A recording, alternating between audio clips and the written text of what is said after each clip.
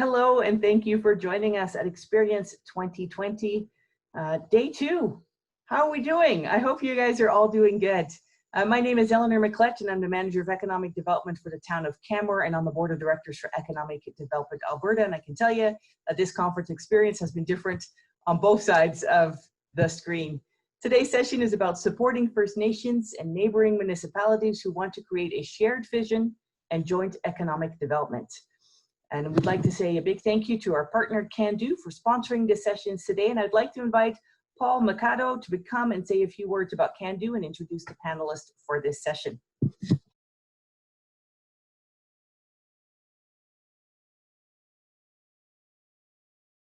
Hello, and welcome to Experience CEDI.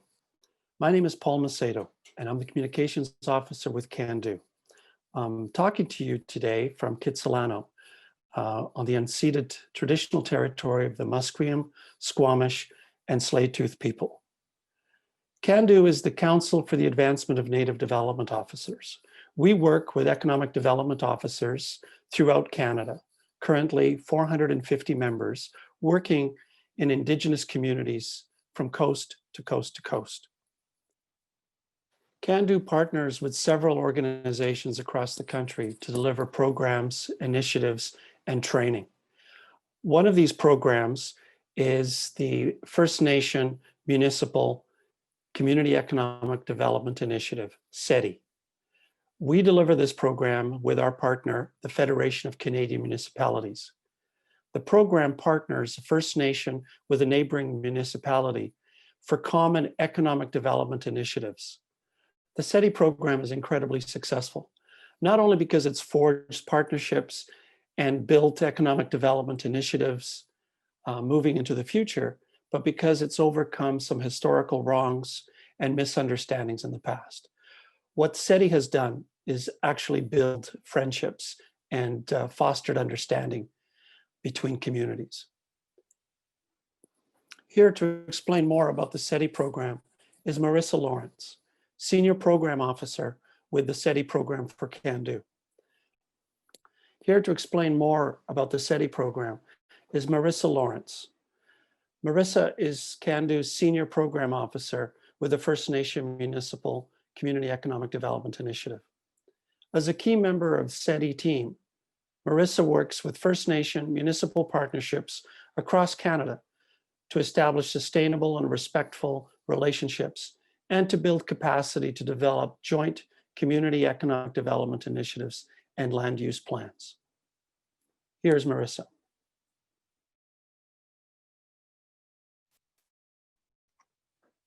Hello, my name is Marissa Lawrence. I work as the Senior Program Officer for the First Nation-Municipal Community Economic Development Initiative, or Seti. I'm a proud member of the Cando team, that is the Council for the Advancement of Native Development Officers. And I'm pleased to be coming here today from Vancouver, BC, on the unceded territories of the Musqueam, Squamish, and Tsleil-Waututh peoples. My sincere gratitude to EDA for having us to be a part of this virtual conference today. A little bit about our two organizations. So Cando, we're a small national not-for-profit, Indigenous-led, and we work to support Indigenous communities to build capacity in economic development specifically. We're membership-based, and of course, as many of you may know, located in Edmonton. We've co-designed and co-deliver the Seti program with our partners, the Federation of Canadian Municipalities, who many of you may know have a mandate to bring together Canadian municipalities to speak with one voice in order to influence federal policies and programs. They're membership-based as well, with a much larger reach across the country, with 2,000 members or so. They, of course, are located in Ottawa. So these two organizations in partnership since 2013, as I say, have co-delivered this program. And in many ways, we often say to our First Nation municipal partnerships, we know a little bit about working across jurisdictions, across cultures, with very different strengths. And that's something that we really pride ourselves on in the partnership with FCM. So a little bit about what we want to accomplish here today. We have a few learning outcomes. So I hope to help you all learn a little bit more about the Seti program, the Seti approach that we use, the Stronger Together approach, I'd like to share a little bit about the benefits of First Nation municipal collaboration. We'd like to show you a few planning processes and best practice tools. And of course, we would also like to encourage you and have you by the end of this presentation be able to identify opportunities to develop or even expand a partnership with your neighboring communities. So as I said, Seti's been in practice since 2013. We've engaged a range of partnerships right across this country, differing in size, in sort of status of relationship, treaty, non-treaty, unceded territory. It's really been a range. And the idea here is that given that we cannot respond to the really high level of interest across the country at this time, we hope that people can see themselves in the partnerships that we select. And that's in a large part why we select a variety of partnerships. Seti operates under two program goals, which I often talk about as 2 feet moving in the same direction. One can't be favored over the other, otherwise you go in a circle. So the first really is about establishing sustainable, resilient, equitable relationships between elected officials and senior staff at both the First Nation and municipality. And the second, of course, is to increase the capacity of these communities to engage in long-term joint planning processes and joint community economic planning and eventually initiatives. And really, again, I can't stress this enough, and you'll hear me talk about it throughout the presentation. These two things have to move forward together. I would say that, you know, one of these goals builds the relationship and the other one puts it into practice. We work under a model of joint community economic development, which we often describe by the following criteria. We recognize that joint community economic development must be community-led, first of all. It must be guided by local values, because we know that the local knowledge is really used for best local solutions. There's often direct and indirect economic benefit, which means only that, you know, it's not in every economic opportunity that each partner will benefit equally, but these partnerships are for the long term. And so seeing that and investing, even when your community doesn't necessarily have a direct benefit, will pay off in the long run. And this, of course, is all built on that foundation of a long-term partnership. This is one based on trust, one really that is sustainable and equitable to really address those regional issues and really continue to build that local economy. So we have some examples here of what we've witnessed through some of our partnerships of joint First Nation municipal community economic development. So we've seen joint economic development strategies, tourism strategies, land use plans, community planning. We've seen proposals for jointly managed provincial parks, Indigenous employment strategies, really interesting boundary interface protocols and strategies, which I'll speak about a little bit later, joint active transportation plan, and most recently, as I think all of us could understand the importance, we're seeing a lot of joint emergency preparedness and planning, particularly with a lens at economic resilience. These are just some of the benefits that we've heard over the years many of our partnerships describe. So we hear that together First Nations and municipalities have a stronger, more united voice for engaging with businesses and other levels of government. There's an increased ability to access funding from other levels of government. So really what I think we're hearing there is that, of course, municipalities have a relationship with the province or territorial governments, and of course First Nations have a relationship with the Crown and therefore the federal government. And so therefore there are two different levels of funding to really leverage. There's cost savings for more efficient program delivery and infrastructure, more opportunities for local business development and job creation. And as I said before, you know, an opportunity to really lean into those unique financial, human, and physical resources, and coordinated planning to improve land use, land management, and environmental and resource protection. So to hear a little bit more about the benefits of First Nation municipal collaboration, and we always like to share from our community partners' perspective, which isn't possible in this avenue as easily, but we do have a short video to show you a little bit more.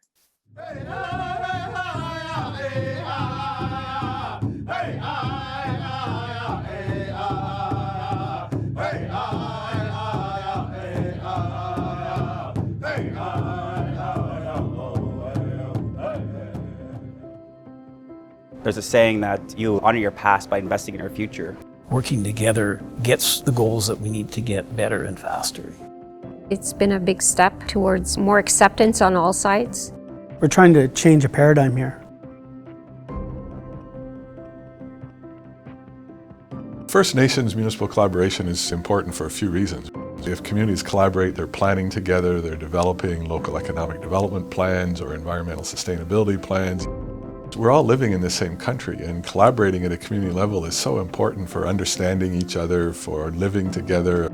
The core of our partnership has got to be communication. We shared the same schools, the same playgrounds, hockey rinks. We knew one another, but our elected officials didn't have a venue where they could communicate regularly. But now with the Seti program, we meet at least once a month, whether it's police and fire services, healthcare, education, public works. The foundation that we've created is just a strong network of communication now between EDOs, councillors, mayors and chiefs, and even the citizens in all three communities. On a formé un partenariat entre les deux communautés non autochtones, une communauté autochtone, puis qu'est-ce qu'on a fait? On avait une vision ensemble, on a mis un focus juste sur le tourisme. So, si on n'avait pas d'autres partenaires, ça ne marcherait pas. It's moved us forward, getting to know each other, getting to know the history. It helped to facilitate. It helped to get the parties all in the same room, in the same place, got them talking, looking for projects that they could do together. Our people are Muskegsuck first, Enoch Cree Nation members first, but we also still feel that as though we're Edmontonians. The MOU and the partnership just gives us more ownership together in a mutually beneficial way. We've been neighbors with Enoch First Nation for more than a century, and yet it's only in the last few years that we've started to act like neighbors. I think the most important thing about the work that we did was we built relationships, we built friendships, and we built trust. You know, our teams do work together, and I like the exposure they get at the municipal level at those tables for development. This gives investors a lot of certainty and a lot of comfort knowing that we can build relationships with other jurisdictions. Collaboration between municipalities and First Nations is extremely important. We need to focus on helping our communities advance their own agenda in terms of employing our people, getting them training, and doing other wonderful things around community development. We've entered into a period of reconciliation as Canadians. We want a better outcome. And it's not for me personally, it's for our children. To me, that's what Canada's all about.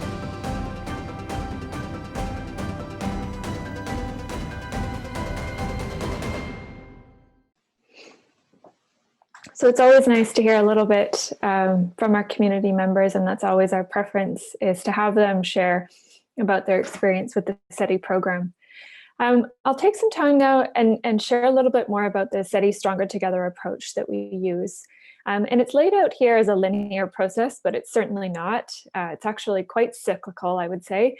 And again, going back to those two goals, program goals that we have, relationship building and building capacity, those two things are ever present, and I would say, directly present in each one of these 4 stages. I'm going to take the opportunity to go through each one of those stages one at a time. But at a high level, really what we're looking at here is a proposed timeline. But again, I would say that, connect is the foundation of it all. It's really building that relationship, building that foundation. Vision is where we're starting to bridge together. We're starting to do some co-learning. We're starting to better understand how to be with one another in partnership and where our visions unite.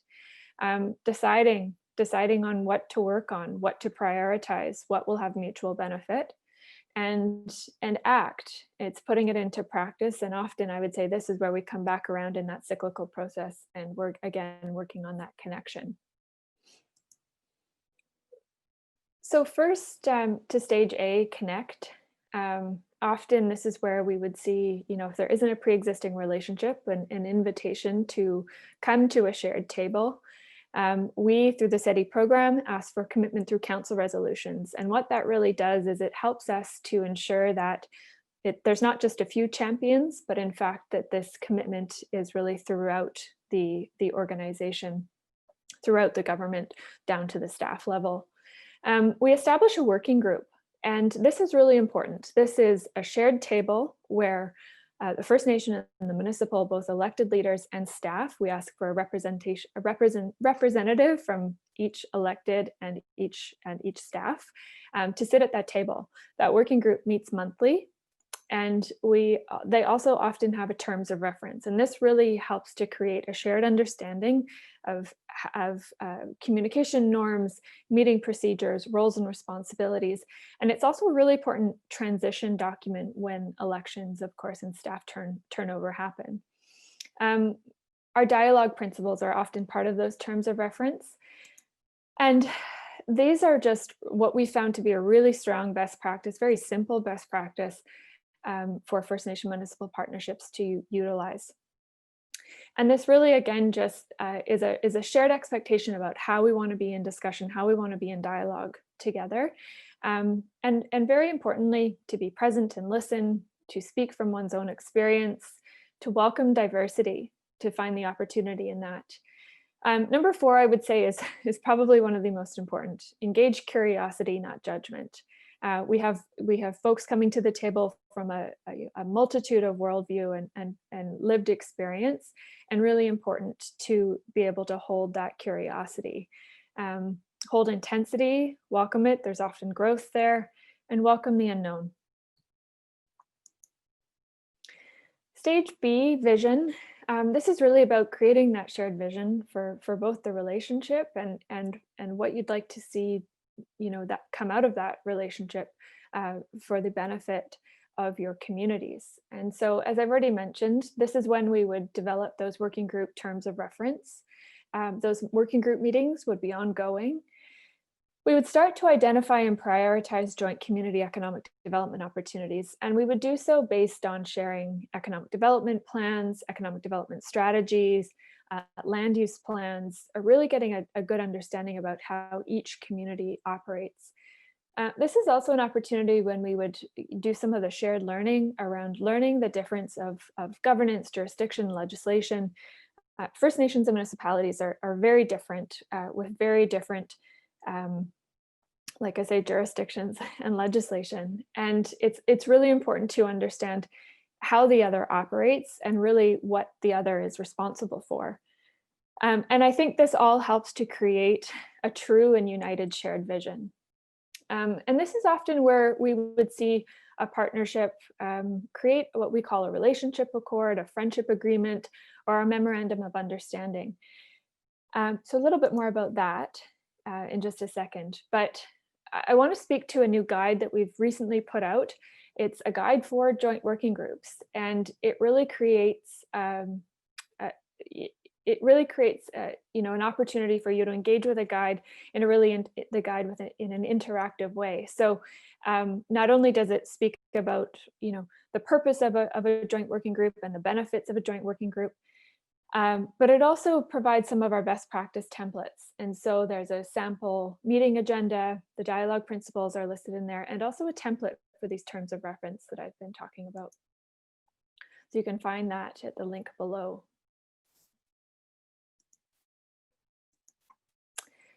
So the purpose of a partnership agreement, and again, this would be that relationship accord, MOU, is it articulates the shared vision of the signatory communities. This isn't a legal document, and it's not meant to be a formal document that's shelved. Instead, it's meant to be an inspirational document that guides the long-term community-to-community relationship.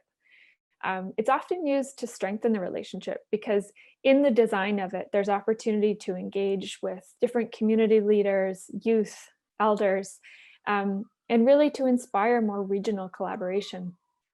It's a great opportunity to celebrate with communities. And we've seen it to be really beneficial when investing when attracting investors or funders into the joint initiatives. So a couple of examples of our partnerships who have had some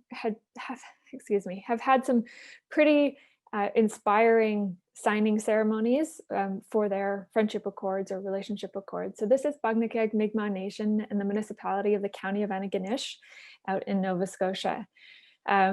There you see Chief and Warden on the day of their signing. They planted a black ash tree as part of their signing ceremony. And later on in the day, we moved into a joint workshop looking at green energy initiatives. So this partnership, I would say, has really lived in to their agreement and their accord. And I would say it is, in fact, guiding the long-term vision for their partnership. We have here the Okanagan Indian Band in the city of Vernon. They signed a relationship accord back in 2018. So just celebrated their 2-year anniversary of that signing. And it's been an important document for them to return to. Here they are at a really interesting piece of land, which has shared jurisdiction with multiple stakeholders. And on the banks of the Okanagan Lake, a really important place to the Okanagan Indian Band. And you know, the intention of having it in this place that has a complex history is, in fact, to remind these two communities to continue to work towards improving the relationship and building the shared vision that they have for their communities. So rather than me saying any more about friendship accords or relationship accords, we actually have a really great set of videos, 2 that I'll show you here. The first captures the spirit and the intent of the signing and the celebration of a friendship accord that happened with one of our 6 partnerships in Southern Ontario.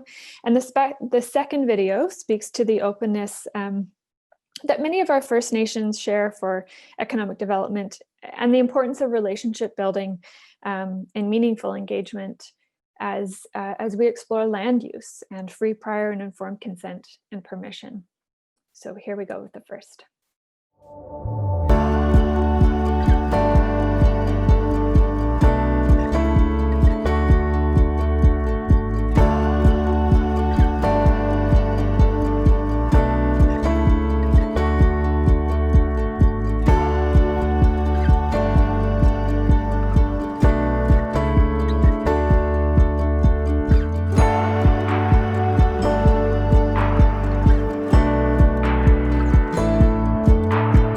This day has meant rebuilding relationships, friendships, working on connecting our communities together, and just really the importance of it all and how meaningful it is. To formalize it like this is such an important message to the community that we're committed to working together into the future. And I'm so happy that we're making a ceremony and a celebration out of the signing of this accord. Curve Lake First Nation is really, really proud of being involved in this 6 partnership relationship, because we have really struggled in the past, to work with municipal partners and such. And I'm really happy to move out of the tension and battling to more of in friendship and in hand and moving together. I'm a former teacher, and I've always been an advocate of Piaget, age, stage, readiness. And you have to be ready to enter into this kind of relationship. Sometimes people aren't, sometimes governments aren't. But I like to think that environment is changing. I was surprised at how little I actually knew with some of the history of the First Nations in our area, even though we'd been directly involved with Hiawatha First Nations for my whole life. And I thought I knew a lot about it, but it became painfully evident I didn't. I had a lot to learn. And the first few meetings, that's what it was really about, was establishing these relationships. I didn't get that at the time. I didn't really understand why that would be so important to the process. It took a while, but it finally dawned on me. If we're going to sit down and have a relationship with all of the partners around the table, we need to know something about each other. We need to understand why things are important to them. We need to understand what is important, but I think even more so, why is it important? Because now I reach out to Mayor Taylor when I'm having challenges, and he'll help me. Because sometimes you feel like when you're in the community and in the First Nation, sometimes you feel like you're alone in those pieces. But to know that even your neighboring township not just another First Nation, but your neighboring township is there to help you and support you. And those pieces mean a lot to myself and to our community. I hope that at the end of the day, what's happened with this Friendship Accord will be seen as a model for all of the townships in the county, for the city of Peterborough, and for neighboring municipalities. This is where we need to get to. I see that from this process, a number of improved relationships have evolved. There's several very concrete examples of that. One is in the local planning decisions. We now involve First Nations members to the county and the township planning applications and decisions and seek their input. And we should have been doing that all along. Better late than never. And I certainly see it as laying a path for the future. If we can continue in this spirit of cooperation and understanding and mutual respect, it will bode us well in decisions that will need to be made in the future. Already our working together has been positive for our communities, and the broader community needs to know about that. And if we can help other communities in Canada to do the same thing, then that's great. Because in terms of municipal responsibility, and I was the mayor of the Township of Selwyn, we have a responsibility to go through this kind of process with our neighboring First Nations. I'm very confident that there's going to be so much positive outcome from this Friendship Accord. It's more of a relief for us as youth because we're happy and we're involved and we're inspired to continue building on this and continue building relationships. So it's more of a relief that we know it's in good hands, that we are going to continue supporting this meaningful accord. Yeah. I also am very proud that I think we are going to be a model in the future for other municipalities. So I am extremely proud to be part of this group that may be leading the way and maybe providing the model for other municipalities and First Nations to emulate.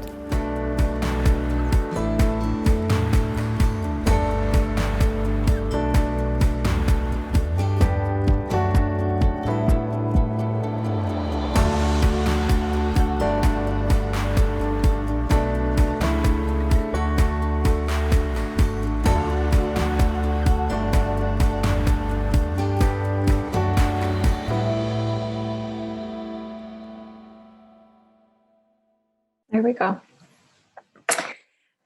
So incredibly inspiring words from our partnership in Southern Ontario. And I think that they really emphasize the importance of building the relationship, putting in the time, getting to learn about one another.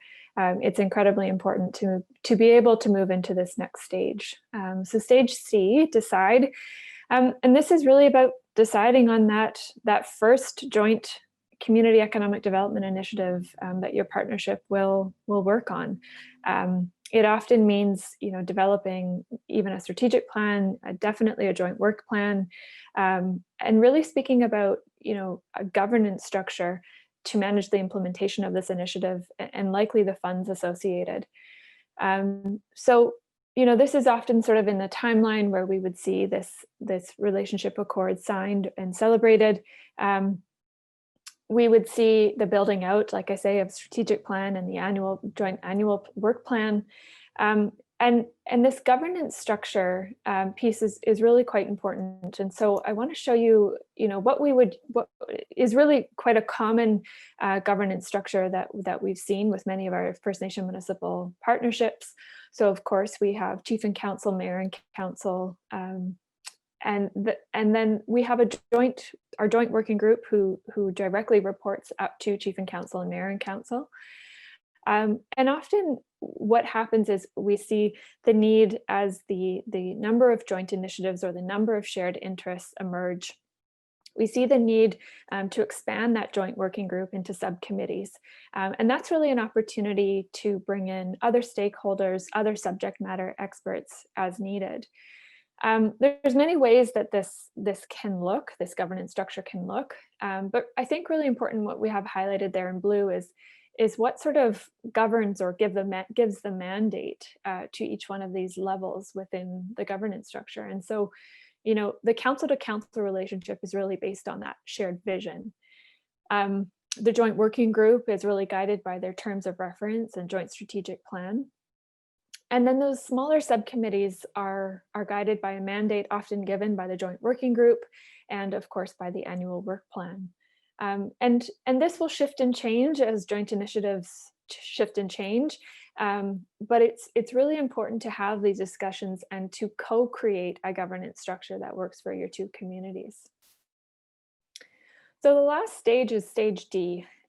It's called ACT, but I've recently been calling it ACT and Adapt because I think as we're all very well familiar with, the need to adapt is really quite important as we've learned through this pandemic.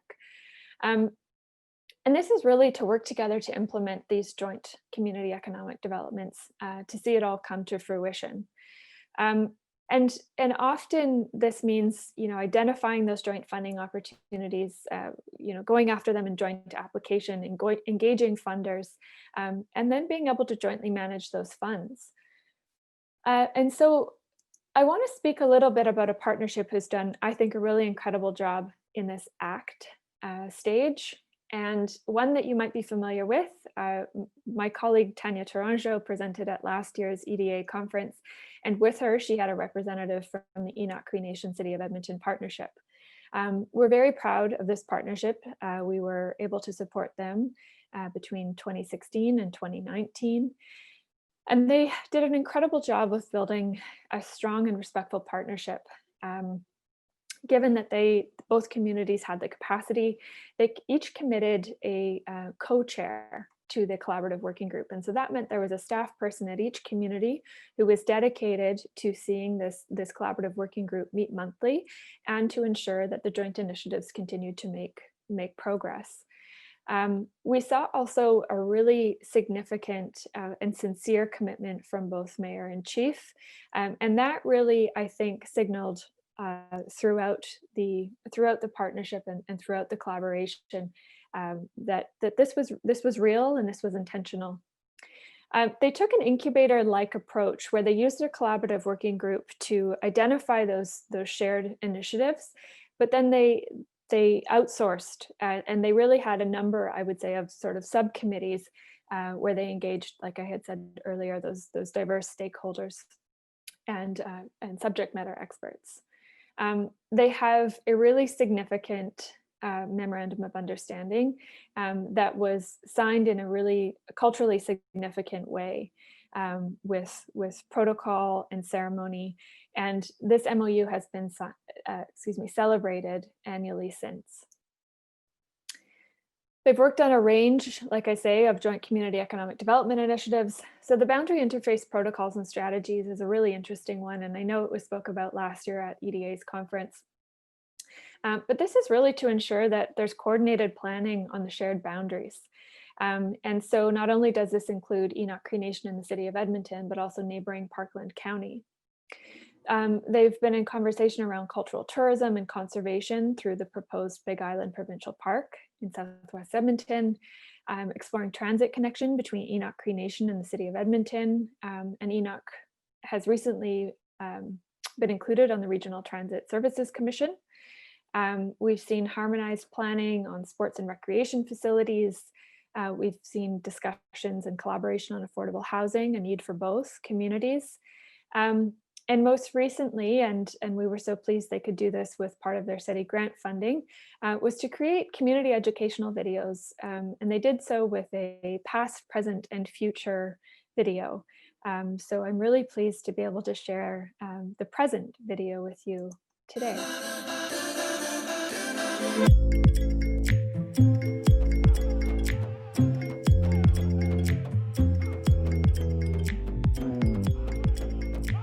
Enoch Cree Nation and the City of Edmonton have been neighboring communities for quite some time. Historically, these two communities have worked independently of each other, despite the close proximity. They have coexisted with minimal and sporadic sharing of information between the two governments. This is changing. Well, in a time of reconciliation, it's critical that all governments at all levels in Canada think about our relationships with Indigenous peoples and with Indigenous communities. And particularly if you're next door neighbors, it's especially important to build relationships and maintain them. With a clear vision for their joint relationship, They're bringing these two communities together to promote collaboration, innovation, and friendship. There's such a great opportunity here to not only learn from our friends in Enoch, but also to enjoy cultural exchanges. You know, I really think Edmonton will soon have the largest urban Indigenous population in Canada. We should aspire to be Canada's most vibrant Indigenous city and be welcoming people from around the world to enjoy that part of our culture. Working together with principles of mutual prosperity, building happy and healthy communities will make both communities stronger. With collaboration, community economic development and land use planning is possible.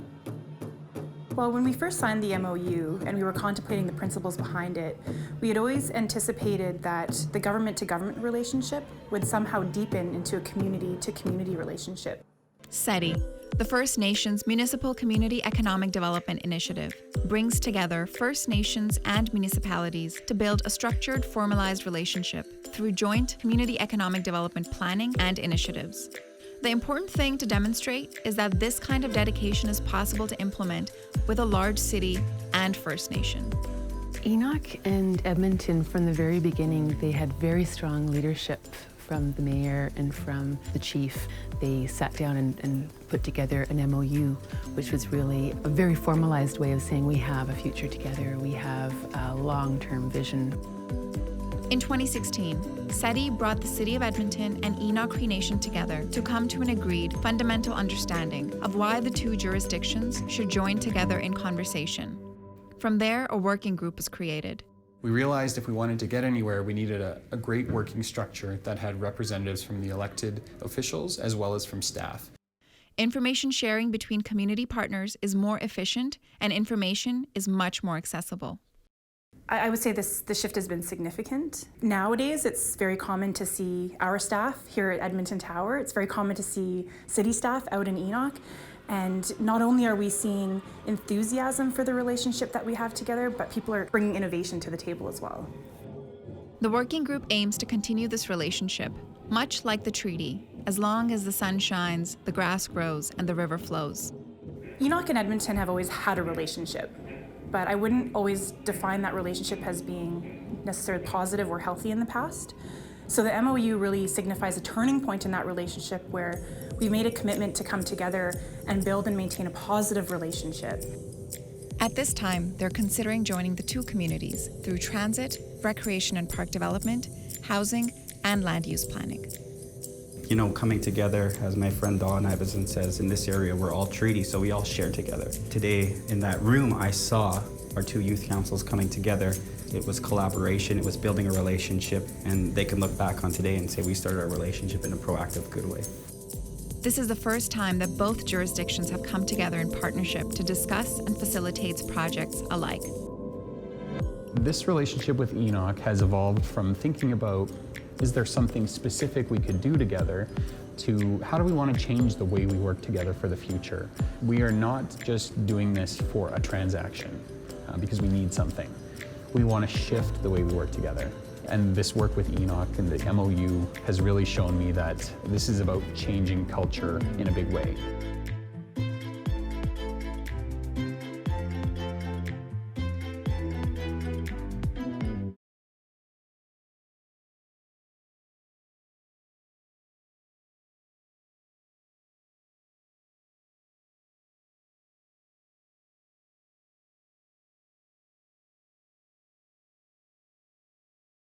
So incredible to hear what Morgan said there, that this is not about transaction, this is about long-term partnership.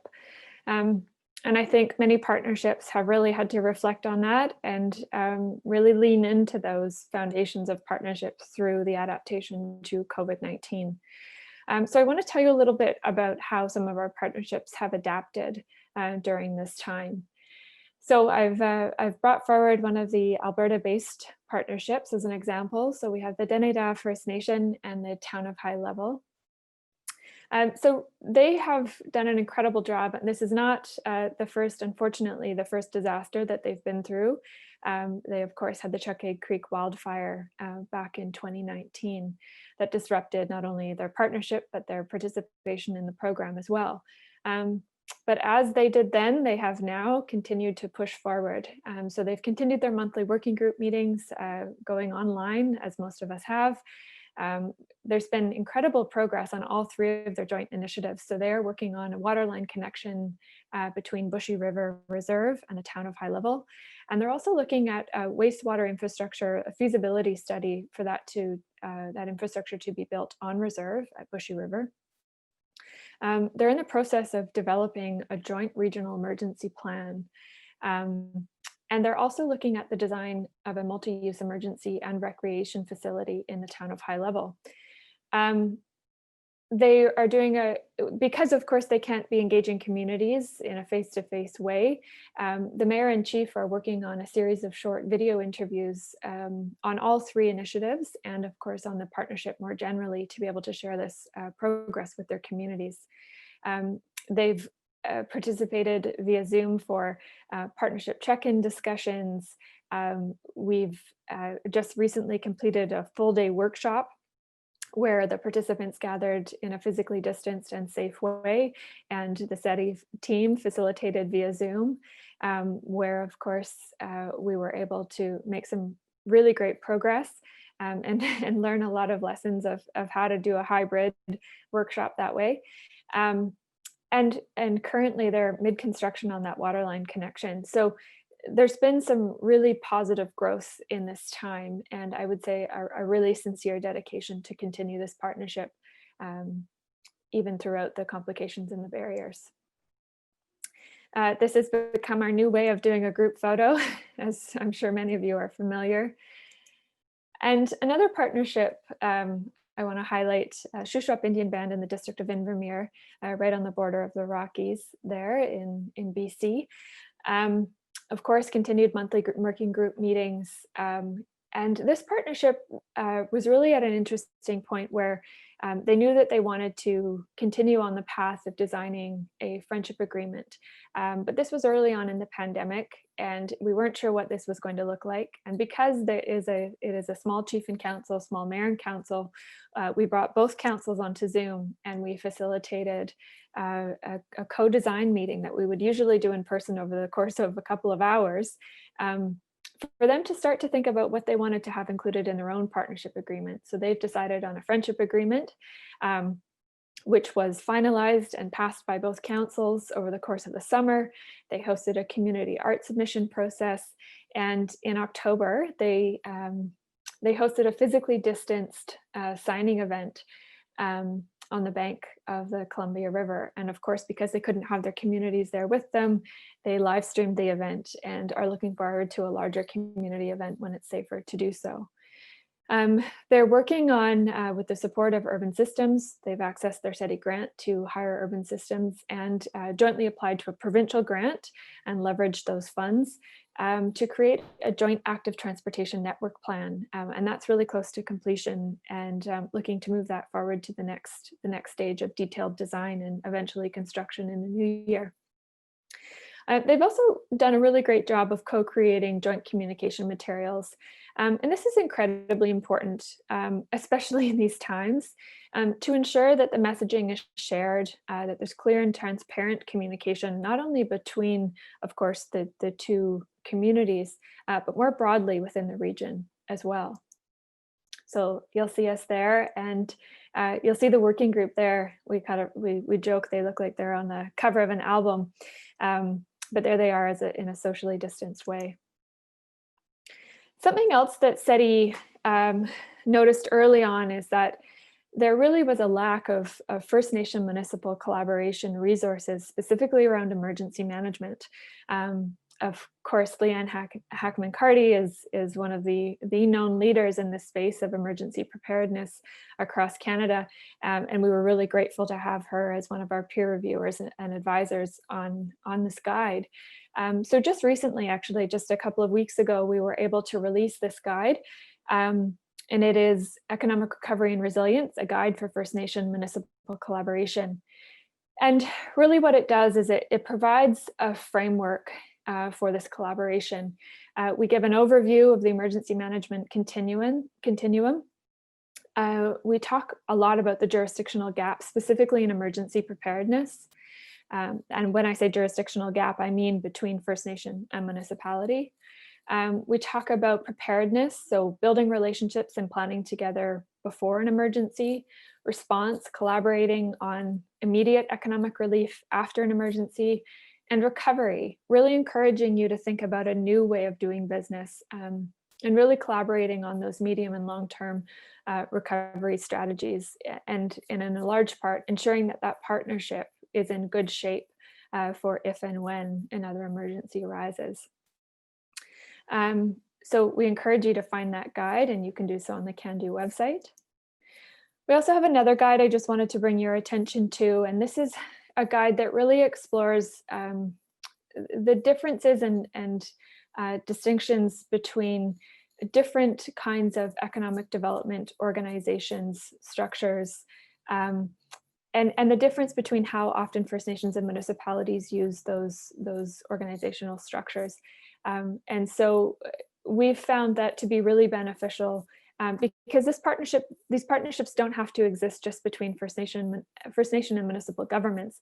There's often economic development corporations, departments, you name it, and they exist in very different ways. And so it was important for us to identify how to collaborate across those mediums. We, of course, also have our Stronger Together Toolkit.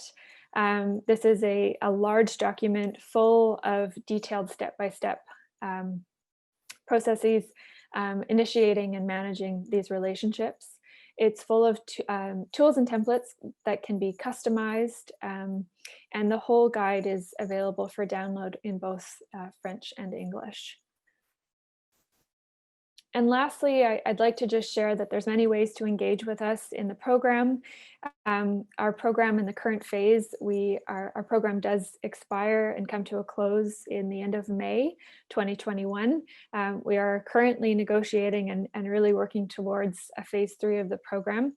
And so the best way to find out if your community is interested in participating in Seti, the best way to find out about a call for applications would be by following us specifically on our Facebook page and becoming part of that network. So to be a part of that, we'd encourage you to search First Nation-Municipal Collaboration Network on Facebook, and we would be happy to have you join our group. Of course, you can find us both on Cando's website and FCM's website, and subscribe to our newsletter. Go to www.edo.ca. And of course, besides the tools that I've shared here today, we have tons of resources. We also update a list of financial resources that are available for First Nations and municipalities in collaboration, both by province and territory, but also at a federal level. So please, we encourage you to stay engaged. And if you're interested, there is a short survey on the Cando website. And we would love to know what you're interested in as far as Seti tools or the program. We're always looking for that next tool to fill a gap within First Nation municipal collaboration. And so we would really greatly appreciate your insight.